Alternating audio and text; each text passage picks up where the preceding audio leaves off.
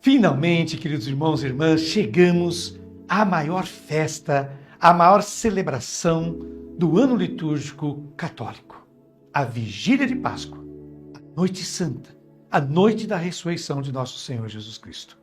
E hoje, o evangelho que nos é proposto é Lucas capítulo 24, versículos de 1 a 12. E como tema dessa grande liturgia pascal, eu escolhi o seguinte: repartindo vida, se ressuscita. Vou repetir. Repartindo vida, se ressuscita. O capítulo 24 é o capítulo onde o evangelista Lucas descreve a ressurreição de Jesus e seu impacto na fé dos discípulos. A dificuldade deles em entender a ressurreição. Mas o capítulo 23 terminou com esta observação, abre aspas, e no sábado repousaram o segundo preceito, fecha aspas. São as mulheres que foram ao sepulcro para ver onde Jesus foi sepultado. Mas não procedem à unção, ao embalsamamento de Jesus, porque já é sábado. E nenhum trabalho pode ser realizado aos sábados, segundo a lei judaica. O evangelista denuncia como a comunidade tem dificuldade em abandonar o antigo para se abrir à novidade trazida por Jesus, pois a comunidade ainda observa o mandamento do descanso do sábado. A observância da lei impede que se faça a experiência de Cristo ressuscitado. Vejam só vocês. O evangelista escreve no capítulo 24, abre aspas, no primeiro dia da semana. Este primeiro dia lembra o primeiro dia da criação. É uma nova criação que está acontecendo, onde o ser humano tem uma vida capaz de superar a morte. Comecemos então a leitura do texto do Evangelho desta Vigília Pascal. Capítulo 24 de Lucas, agora versículos de 1 a 3. No primeiro dia da semana, bem de madrugada, as mulheres foram ao túmulo de Jesus, levando os perfumes que haviam preparado. Elas encontraram a pedra do sepulcro removida, mas ao entrar não encontraram o corpo do Senhor Jesus. Foram no primeiro dia da semana, porque no sábado, como já dissemos, não puderam fazê-lo devido à observância do mandamento. O evangelista não especifica os métodos de remoção da pedra. É claro que elas não encontram o corpo do Senhor Jesus, porque estão procurando por Jesus no único lugar onde ele não pode estar. Jesus é o vivo, o vivificante, e não pode estar no reino da morte, no lugar dos mortos, onde as mulheres estão a procurar. Prossigamos. Versículo 4 do capítulo 24. E ficaram sem saber o que estava acontecendo. Nisso, 2 homens com roupas brilhantes pararam perto delas. Ora, já vimos esses 2 homens no episódio da transfiguração. Eles eram Moisés e Elias. É uma técnica do evangelista Lucas nomeá-los apenas na primeira vez que aparecem, na transfiguração. Então eles apontam para Moisés e Elias, esses 2 homens que aparecem às mulheres. O evangelista observa que eles estavam com vestes resplandecentes, o mesmo que na transfiguração. Basta ir no capítulo 9 de Lucas, versículos de 28 a 36. Prossigamos. Versículos de 5 a 6 agora. Tomadas de medo, elas olhavam para o chão, mas os 2 homens disseram, por que estáis procurando entre os mortos aquele que está vivo? Ele não está aqui. Ressuscitou.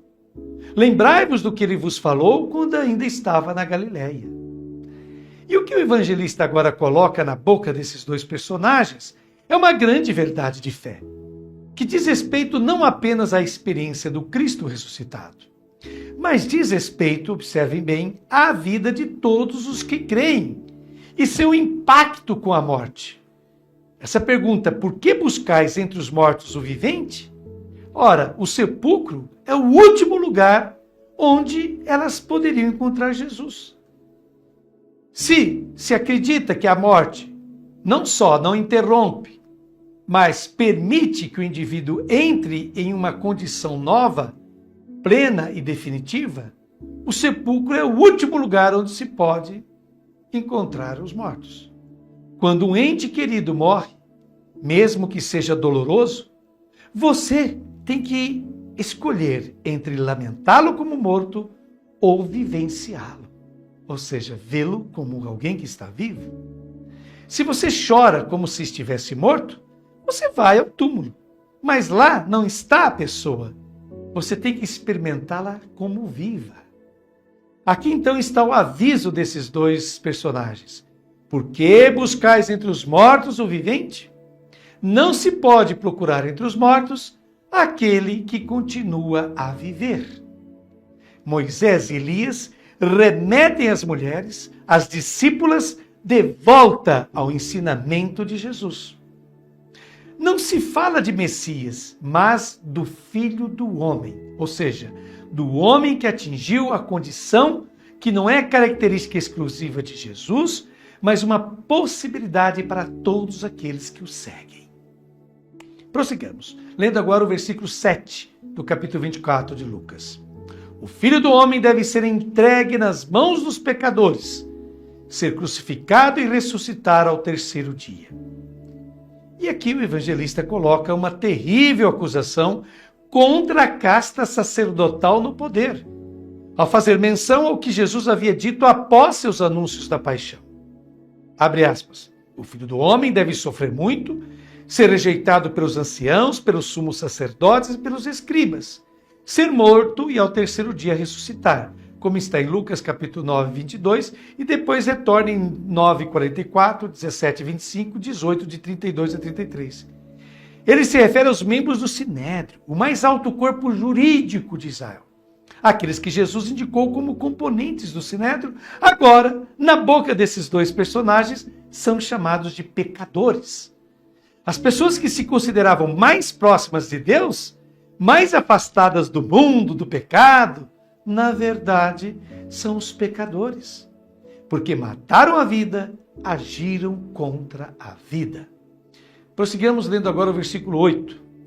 Então as mulheres se lembraram das palavras de Jesus. Lembrar aqui tem o sentido de compreender. Prossigamos. Você já vê na sua tela os versículos de 9 a 10. Voltaram do túmulo e anunciaram tudo isso aos 11 e a todos os outros. Eram Maria Madalena, Joana e Maria, mãe de Tiago.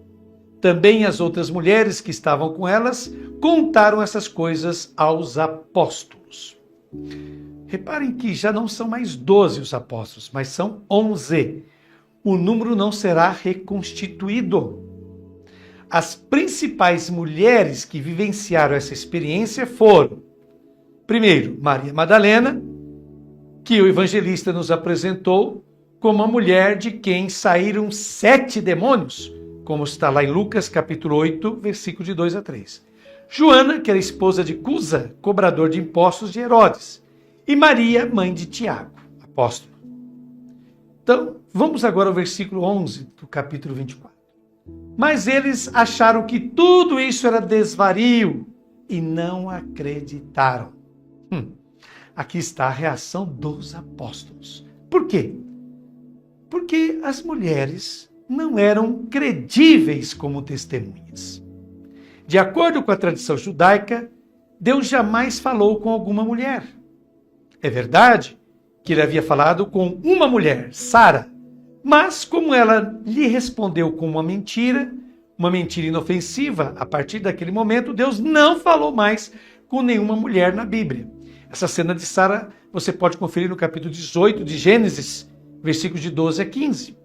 E devido à mentira de Sara, as mulheres não eram consideradas testemunhas credíveis naquela época. Pois bem, o anúncio da ressurreição é feito precisamente para pessoas que não são credíveis. Vejam só vocês. Vejamos agora o último versículo do Evangelho desta vigília de Páscoa, versículo 12. Pedro, no entanto, levantou-se e correu ao túmulo. Olhou para dentro e viu apenas os lençóis. Então voltou para casa, admirado com o que havia acontecido. Os personagens que apareceram para as mulheres acabaram de dizer que Jesus não pode estar no lugar dos mortos. Vejam só vocês. Mas Pedro ainda não entende. E por isso corre para o túmulo. A crença de que Jesus ressuscitou não vem de ver um túmulo vazio. Atenção! Mas de encontrar uma pessoa viva. E se encontra o vivente, como se verá no próximo episódio dos discípulos de Emaús, né, como está lá em Lucas, capítulo 24, versículos de 13 a 35, quando Jesus partir o pão. Ora, quando se reparte a própria vida pelos outros, existe a possibilidade de experimentar aquele que ressuscitou. Quando se reparte a própria vida pelos outros, existe a possibilidade de experimentar aquele que ressuscitou. Vamos gravar bem isso. Bom, após essa belíssima reflexão de Frei Alberto Maggi, eu, Padre Telmo, faço agora as minhas considerações pessoais. E começo com uma frase. É a Ele, Jesus, que eu procuro. A Ele que morreu por nós. É Ele que eu quero. Ele que ressuscitou por nós. Essa é uma expressão de Santo Inácio de Antioquia. Foi bispo de Antioquia na Síria entre 68 e 70 e 100, 107 depois de Cristo. Foi também teólogo e escritor, Santo Inácio de Antioquia. Pois bem, vamos lá. De tanto ouvirmos em celebrações e leituras essa passagem da ressurreição, corremos o risco de nos tornarmos indiferentes a ela. Isso mesmo. Não nos impressionarmos mais com esse relato. Sim, o hábito traz a rotina, infelizmente. É preciso ficar claro aqui que não se trata de uma mera revivificação de Jesus. Reviver significa retornar a esta vida que temos aqui na Terra. Enquanto que ressuscitar significa transcender esta vida, ir além desta vida. Pois aquele que ressuscita alcança uma plenitude tal de vida que não morre mais. Essa é a grande diferença. A vida triunfa sobre a perseguição, julgamento, condenação e morte de um delinquente chamado Jesus de Nazaré. É claro que não se pode provar, verificar historicamente que Jesus tenha ressuscitado. Esse é um tipo de verdade que se fundamenta na fé, ou seja, na esperança de que a morte não tenha mais a última palavra em nossa vida. É nessa fé, aliás, que se funda toda a esperança de nós cristãos. Como nos adverte muito bem São Paulo, que nos diz, abre aspas, se Cristo não ressuscitou, a vossa fé é ilusória e ainda estáis nos vossos pecados. Se é só para esta vida que pusemos a nossa esperança em Cristo, somos dentre todos os homens os mais dignos de compaixão. São palavras fortes de Paulo na 1 Coríntios, capítulo 15, versículos 17 e 19. A questão mais importante que essa celebração nos propõe é a seguinte: como nos encontrarmos com o Cristo ressuscitado, com o Cristo vivo? Ora, há duas maneiras para isso, as quais, vejam bem, se complementam, e eu diria mais, são interdependentes, essas duas maneiras de nos encontrarmos com o ressuscitado. Primeira maneira, encontramos com o ressuscitado dentro de nós, percorrendo um caminho interior, como nos adverte o biblista espanhol José Antônio Pagola. Abre aspas, se não o encontramos dentro de nós, não o encontraremos em nenhuma parte. Fecha aspas. Talvez por isso a nossa fé seja tão triste, tão improdutiva, tão rotineira. Afinal, qual é o Jesus que nós buscamos? Qual é a causa última de nossa alegria? Em que fundamentamos de verdade a nossa vida? Sem um contato pessoal com o Cristo, não teremos a força da fé e a esperança na vida que jamais se acaba. Segunda maneira de nos encontrarmos com o ressuscitado. Quando partilhamos a vida como ele fez. Quando partilhamos a vida como ele fez. Quando não poupamos a nossa vida é que temos vida de verdade. Disse Jesus, abre aspas, quem quiser salvar a sua vida, a perderá. Mas quem perder sua vida por causa de mim e do Evangelho, a salvará. como está em Marcos capítulo 8, versículo 35. Perder, nesse sentido, significa consumir, desgastar, empregar a vida em busca da realização do reino de Deus neste mundo. Assim sendo, é assustador ver quanta gente não está sabendo ou desejando viver a vida de um modo que vale de verdade a pena. Quanto de nossas preciosas vidas desperdiçamos com atividades, ocupações que não nos enriquecem em nada, não nos acrescentam nada, não nos valorizam em nada. É bom lembrar que o Cristo não quer que seus irmãos tenham uma vida qualquer. Por isso, ele afirmou com tanta clareza, abre aspas, eu vim para que tenham vida e a tenham em abundância, como está em João capítulo 10, versículo 10. Pois bem, após estas reflexões, vamos fazer agora a oração que conclui essa nossa meditação. Hoje é noite de Páscoa, noite de alegria, noite de ressurreição. Vamos então à oração após a meditação deste evangelho. Você já começa a ver aí na sua tela também. Me acompanhe. Que a tua Páscoa de morte e ressurreição, Jesus, seja a pedra angular de todos os meus dias. Que a luz da nova manhã me suscite o agradecimento pela tua luz de vida nova. Que os acontecimentos do dia provoquem em mim uma invocação pelos irmãos e me impulsionem a recordar sempre e partilhar um pouco mais a vossa paixão e a vossa oferta na expectativa ativa do vosso regresso na glória. Que o cair da noite lembre-me que, sem ti, nada posso fazer. E oriente-me a abandonar-me em ti com toda a confiança.